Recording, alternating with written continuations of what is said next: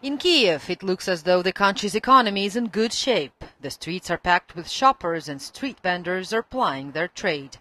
But the managing director of Dragon investment company, Dmytro Tarabanik, says appearances are deceptive. Ukraine is on the verge of the cliff. That's very clear. But what we do see is that there has been lots of things that has happened already that sort of are managing to keep us, sort of more or less stable near this cliff.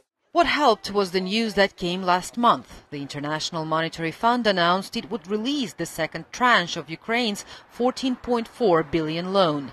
Yet analysts warn the country's economy is far from being fully stable. Ivan Lozowy heads the Institute for Statehood and Democracy in Kyiv. The crisis can get a lot worse in Ukraine before it gets better, and there is a chance that by this fall we'll see larger demonstrations, mass unrest. That's quite possible. I think the chances are more than 50%. Observers say political infighting is the greatest threat to stability.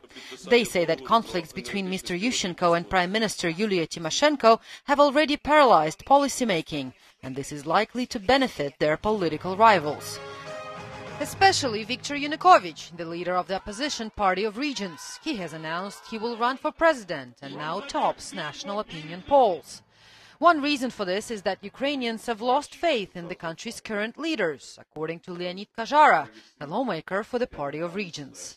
Unfortunately, in this country, the government and president cannot unite their forces and concentrate on purely economic things. They are talking politics all the day. And as I told you, it's a continuous political scandal which is shown on all TV channels, on the radio, and the people of Ukraine understand that we cannot live in such way anymore. Another contender for the presidency is the former parliament speaker, as well as ex-foreign and economic minister, 34-year-old Arseniy Yatsenyuk. Analysts say he represents a moderate force between the pro-Russian camp of Viktor Yanukovych and pro-Western Viktor Yushchenko. Currently third in the polls, his outlook for Ukraine's economy is optimistic. Definitely, we are under certain dramatic conditions with this global crisis. We are heavily affected by the global crisis. I mean, not only as the Ukraine, but the entire Eastern Europe.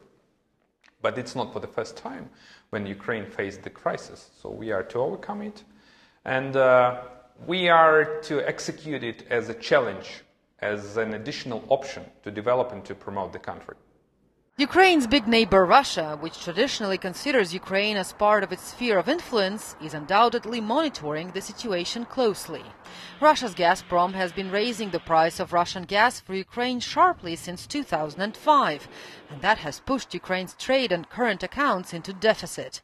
In January, Russia cut off gas supplies to Ukraine for 3 weeks over a pricing dispute. Oleg Rybachuk is the former advisor to Viktor Yushchenko. They weaken the country by splitting, by feeding different groups of influence, by using openly energy as a weapon of international policy, using religious issues and others, cultural, etc.